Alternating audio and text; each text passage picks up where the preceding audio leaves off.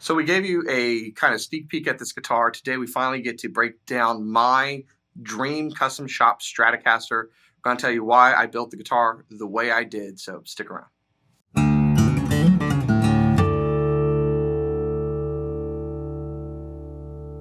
Hey, you're watching Alamo Music TV. My name is Chris McKee. And I'm Cooper Greenberg. We're here with Alamo Music in San Antonio, Texas. You can find us online at alamomusic.com.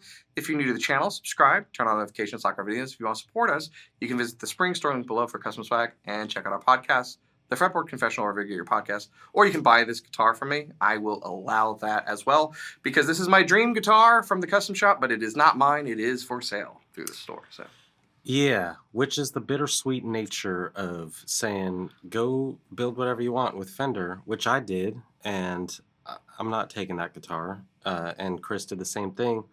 There's a lot of overlap in what we like and what we did, more similar than the outward appearance would suggest. But this was on Chris's top 5 video of 2024, but we never really did a full rundown.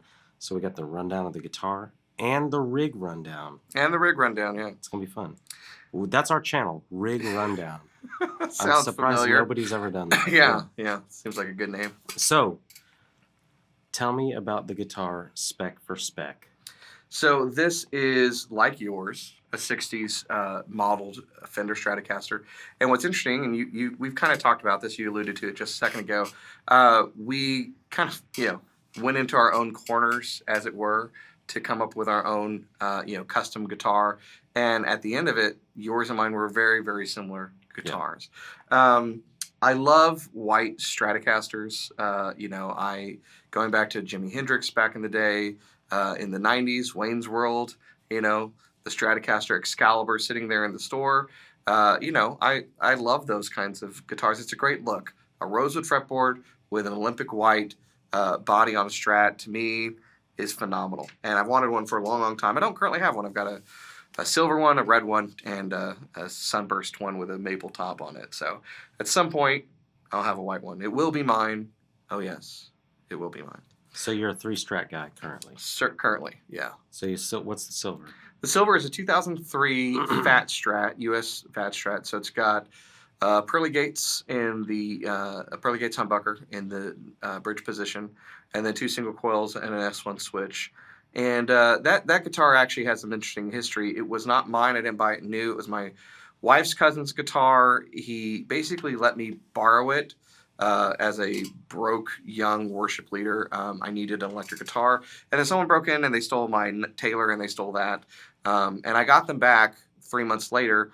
But I had already bought him a replacement guitar, which was I went over to our Babcock location, and from Maurice, the living legend, I bought it was like an 05 or 06 deluxe Strat in Sunburst. And, when the silver one came back, I said, so do I get the Sunburst? And he goes, no. I'm like, okay. So I kept the silver Strat. It's great. I have put that through. That was like my main electric guitar for a decade. And it needs a refret right now, and it has some wiring things I'm working on. But it's a cool guitar. And then when I started here, I bought a Fender Select Strat, which if you go back far enough on this channel, there's a video of me reviewing the Fender Select Stratocasters for 2014, I think it was.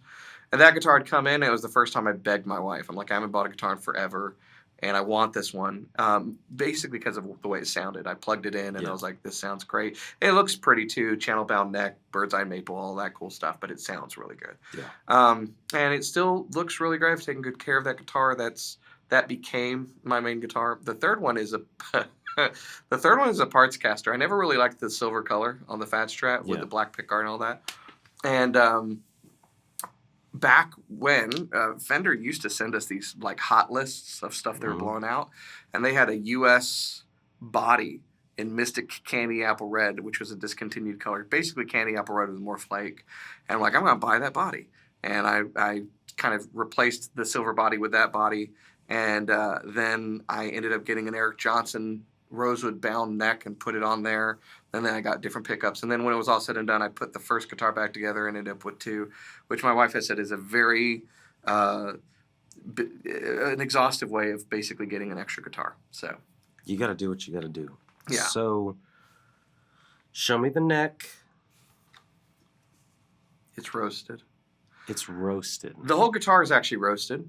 And I did that for weight, visuals, and stability reasons. So this is a select alder body on the guitar that you cannot see. And then the neck is, and it's roasted. And then the neck is roasted 3A, I think, flamed maple. That's just killer. It's three-dimensional. I mean, you can just see the depth of flame on it, which is pretty awesome. Did not do a painted headstock like you guys did. Just wanted to keep the flame showing through there. Yeah. With kind of that, that flamed, roasted, chocolatey color that's going along with it. And these are interesting tuners. So they are vintage tuners, but if you can see this on camera, they are staggered. That's something that all of my guitars have. They started doing that back in the early aughts with the U.S. standard line, where they went to these staggered post height tuners. That gives you more breakover angle on the nut.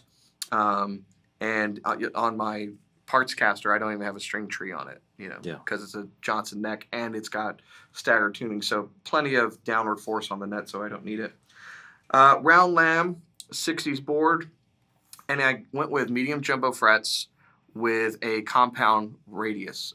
So that's really an inspiration from that select that I've got, which goes from 10 to 14.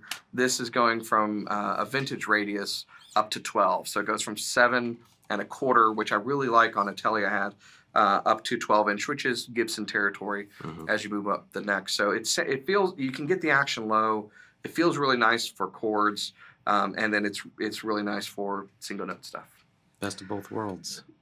The electronics are different on this guitar. So you've got a 5-way switch, which is normal. These are the tomatillo pickups. Now, you did tomatillos and a ancho poblano. Yeah.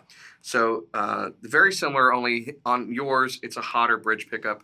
I kept these all tomatillo hand-wound pickups with a reverse wound middle pickup, so you have noise cancellation if you're in positions 1 or positions 2 and 4. Basically, anytime you're adding that middle pickup in, there's no hum. Otherwise, they're vintage, staggered 60s style pickups with a bit more power. And then you've got your volume tone, and then the second tone is a blend knob. And what you're doing is this is one of the coolest things I think you can do on a Strat. I think it's better than what is usually done on an S1 switch, because in positions 1 and 2, you're adding the neck pickup, but it's a knob. It's not a switch. So you're adding as much of the neck pickup into the signal as you want to change that up. So if you roll it full on, you have a setup similar to a telly where you have the bridge and the neck pickup. But you can have all 3 pickups on at once, which is a pretty cool sound. And then, this is a vintage looking tremolo, but it's their RSD kind of custom shop only tremolo bridge, which I think is a really nice vintage style tremolo that's very stable. Because, I play at church, and so I use tremolo. I waggle the stick and add to the sound. So one thing not getting picked up by the camera, it looks like a VOS guitar. It is not VOS. So give us the scoop. So I like the way a guitar that's older feels. I'm not a fan of nitro that's kind of new and sticky. And so what I wanted to do on this was go closet classic. Mostly, I probably would have gone journeyman if I was actually keeping this. I kind of like that look and that feel. But I went closet classic because, this isn't going to be mine, and maybe someone wouldn't want any dents or dings. So this looks like an extremely well cared for vintage guitar. It has good looking hardware, but it has some checking, and it's hard to see on white, which is pretty cool. You catch it in the light, and it almost looks like some kind of figuring that's going on. It's very subtle, but it's got a checked finish on it. But otherwise, nice looking hardware. So it feels great. No oxidation, but a nice feel to the finish on it. That was the idea. It's the sweet spot. Yeah. Flash coat, Olympic white. Flash coat, Olympic white. I like Olympic white. When I first opened the case, I actually was kind of taken aback, and I reached out. It's because it's flash coat. So it's a very, very thin finish, and it comes out lighter looking than like a poly Olympic white would look. But this is the classic Olympic white. It's what Olympic white Strats back in the 60s really would have looked new. And having a flash coat nitro finish means it's thin, and so there's more resonance, which, again, goes back to having a roasted body on the guitar. Yeah, and if this becomes yours. The journey from Closet Classic to Journeyman. Could be all yours. Not too far. You could take it on the journey.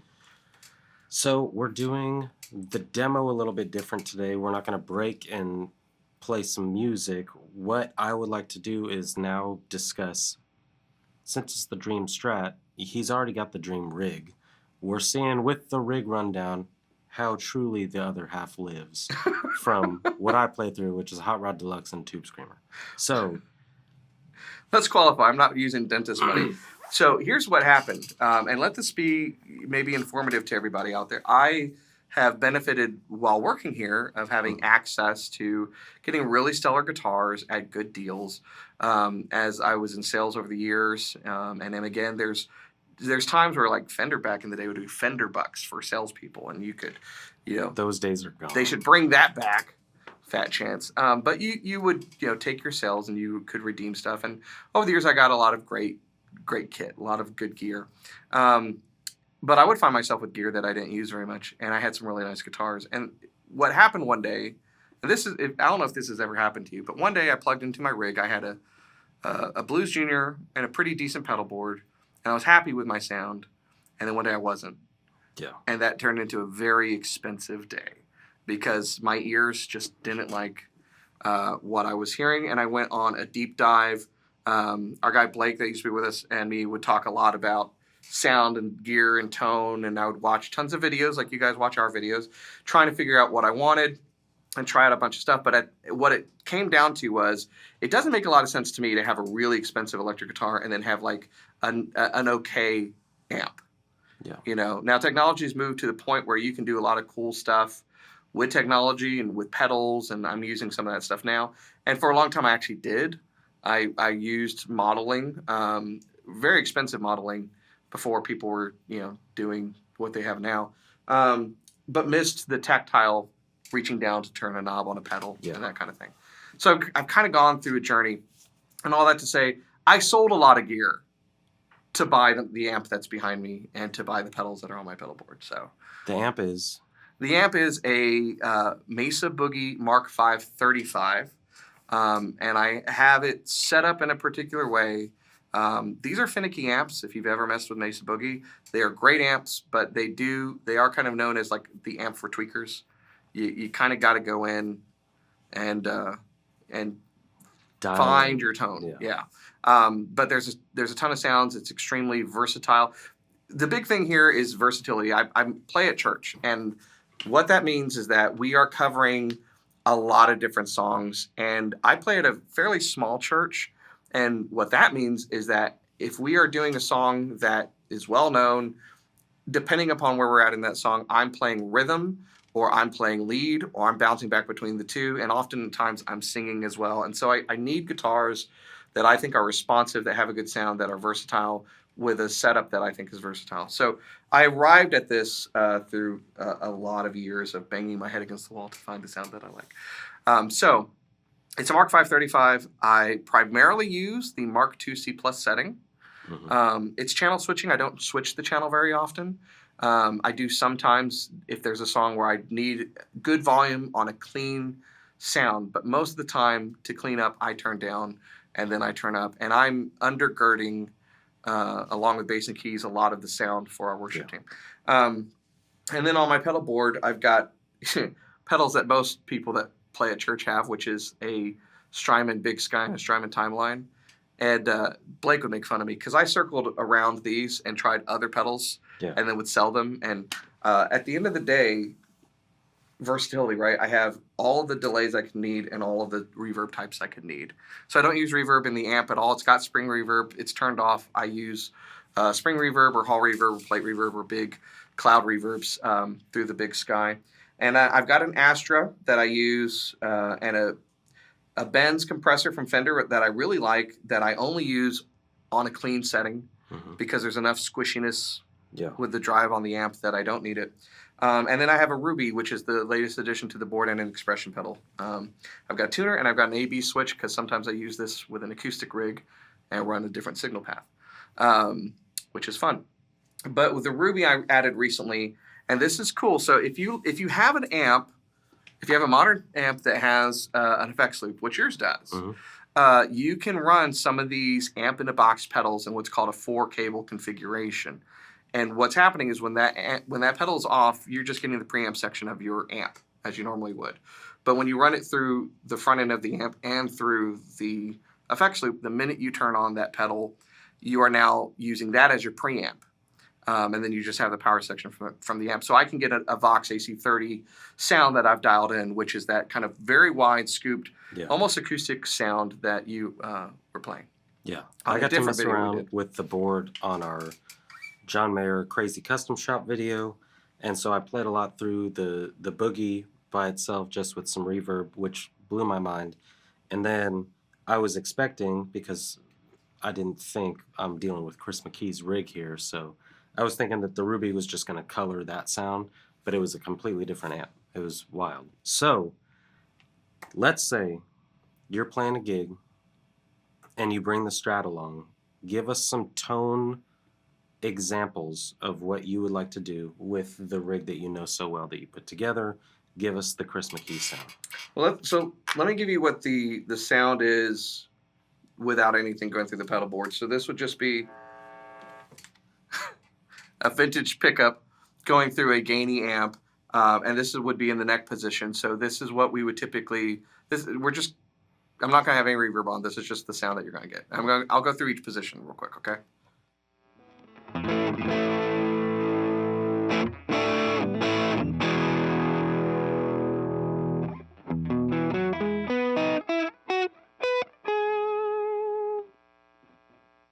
Okay, so nice fat sound. And to prove my point earlier, you can go from the drive and it cleans up really nice when you've got a guitar with good pickups that are articulate, that are bright enough to have enough power, which some single coils don't. And then sometimes it's too much, but you can go from this.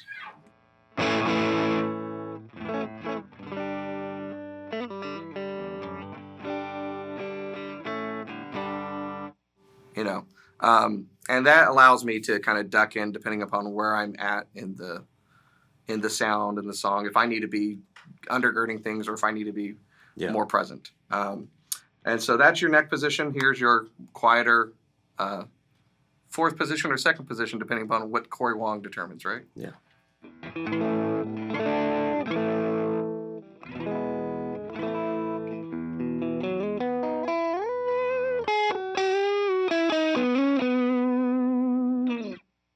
I like that. You can bounce on that pretty well. And it just, there's a compression on a good tube amp like that. Yeah. So middle position, I use a lot. I don't think a lot of people use a middle position on a Strat enough. I like the in-between sounds of a Strat, but like Jimi Hendrix used middle positions a lot. Okay, and so with some good gain.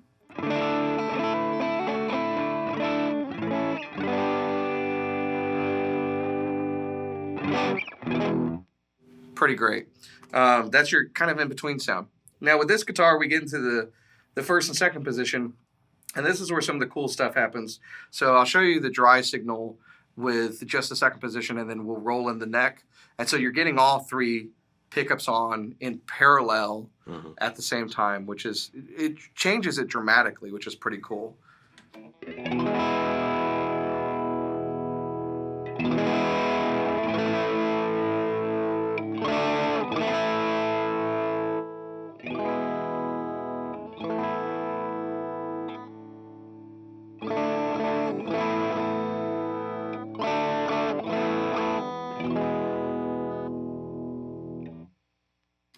And then same thing once you get to the neck pickup. So you've got your bright articulation and a good bit of power from these hand-wound pickups, tomatillos. And you know what inspired this? We had that tomatillo Strat, and I love that. I really loved the pickups, and it had this setup. That silver Strat I have has a setup that was similar. I never used all the sounds, but that kind of bridge and neck was fantastic because you can go from this to, well, you'll see.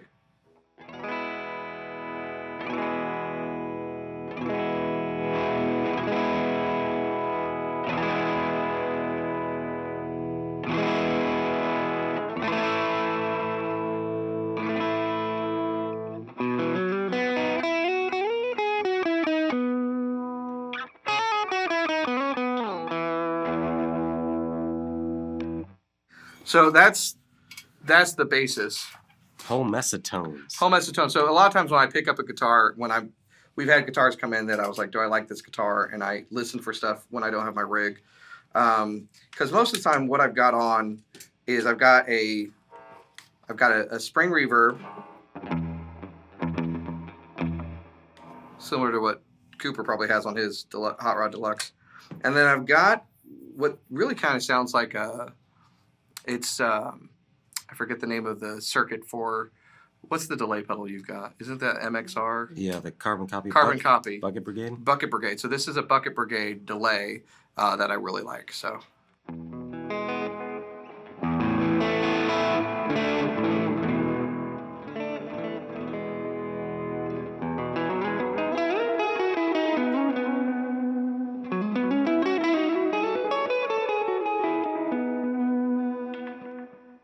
And so if I need to sit back in a mix, or it's a song that's got, I want the thickness of the neck pickup, that works really, really well. And then you can just go to.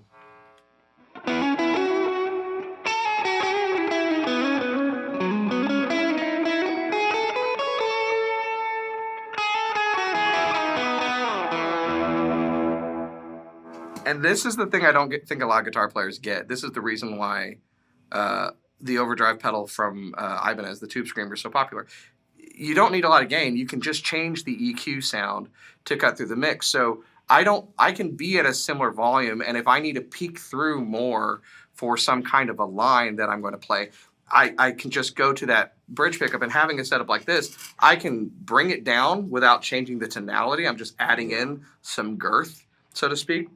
And if you go to the classic, no neck pickup, just that in-between sound, you can get this really cool 80s kind of overdriven vibe.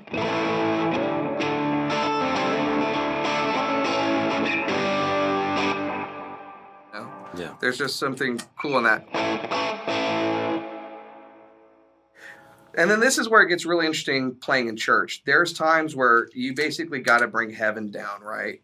And so if it's a very, actually let's show this. So that Ruby setup takes the amp, we'll do it in the neck pickup, from one thing to a completely different thing.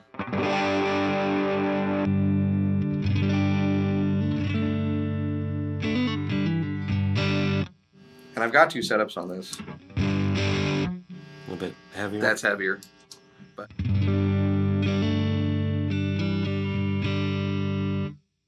so here's what I'm going to show you. What I do a lot of times is at the beginning, or maybe at the end of the song, or somewhere in the middle, depending upon what's going on, I will create a pad sound. I'm effectively using the guitar like a controller.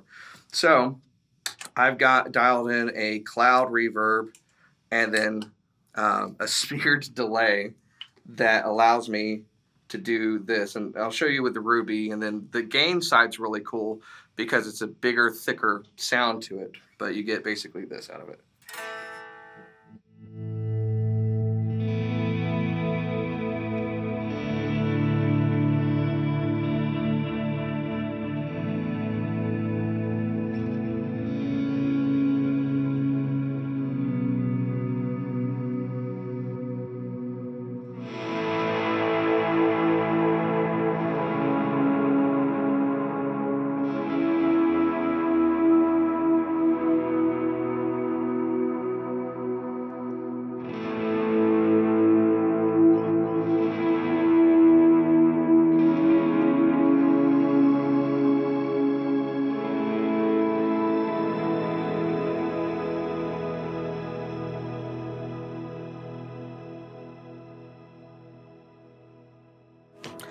That dotted 8-note delays and all that other stuff is what I typically do. And some people say, well, a good guitar player doesn't have to hide behind all these pedals. Good point. I don't think so. That is, that is creating the atmosphere. Yeah. So you don't have to pay a synth player. You know what I'm saying? Well, although I Like, have who a synth wants player, to? I've got a keyboard player. It's actually my son plays keys for us, and he'll dial in pad and stuff. But depending upon what we play, it calls for different stuff. And I sing while I play lead guitar, which is a difficult thing on its own sometimes. But sometimes I need to start something and I need to create it on my own. So that's the deal in a nutshell. That's why the pedal board set up the way it is, but that's also why I pick guitars kind of the way I do. I look for pickups that have a good bit of articulation, because as you pile on effects and stuff, you don't want to get lost in the wash. Yeah. You want the sounds to come through as much as you want. You can always, here's the thing, you can always turn down tone if you really want to sit and kind of duck in the mix. But I want articulation. I want a certain amount of power, but I also want a lot of gain from the amp. So that's another thing we didn't talk about. I don't have any overdrive pedals. It's all from the amp, and I use my volume a lot. And I kind of go for an organic, overdrive sound. And that's how I play guitar. So that's how I picked this thing.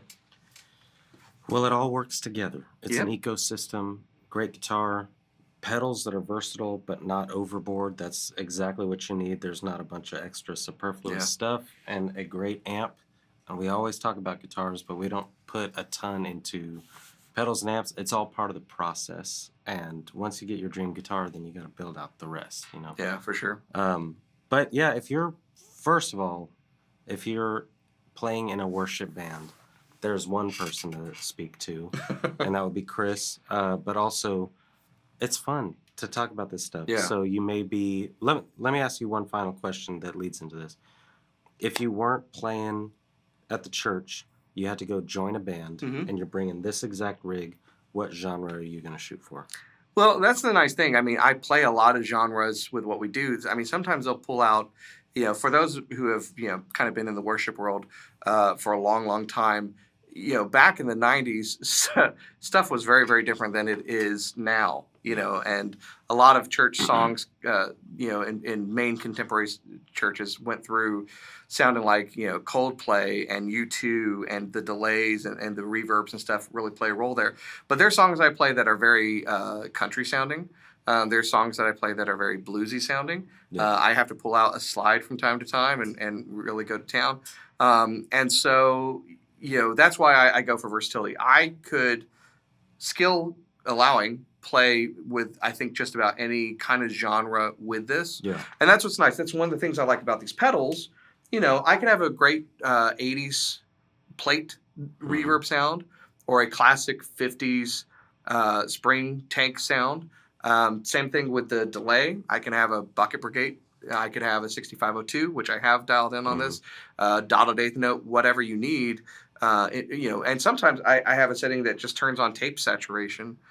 There's one that's really cool, actually. Let's bring the reverb down. You'd like this, since you're a deco man. This is a wow. It's basically a very crinkled tape sound. So you can...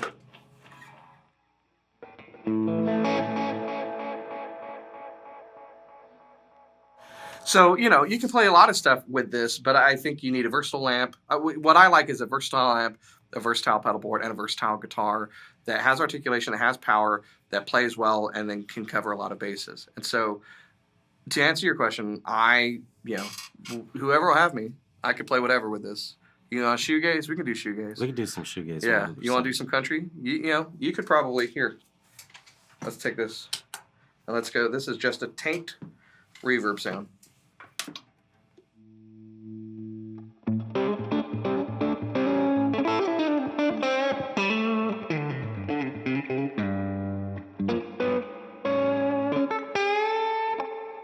I dig it.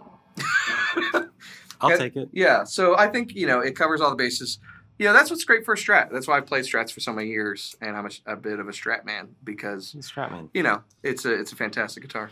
So, the bad news is the pedals and the amp aren't for sale, and neither is Chris. But this guitar is, and if you like those pedals, those are all things that we have. But this guitar... We got one. We have one, and it was made with a lot of thought and love put into it, and that's Chris McKee in a Stratocaster. Thank you. Absolutely roasted and white and really nice. So it's available if you want information about it. You want to go through all those specs again. I didn't mention the neck. It's kind of a C shape. It's a little chunky, but it's not thick. It just feels really good. Did I just describe the neck or myself? Who knows? But you can check out all of the specs for this on our website, which is alamomusic.com. Go check out the specs and call Chris. He'll sell it to you. Yeah, absolutely. I'll sell it to you several times. Mhm. So, anyways, that's it in a nutshell. If you like our channel, we've been doing some of these builds. We've got more to come, and we love talking about these things. So feel free to pick our brain, but make sure that you subscribe, turn on notifications, like our videos, keep coming back for more. We'll see you next time.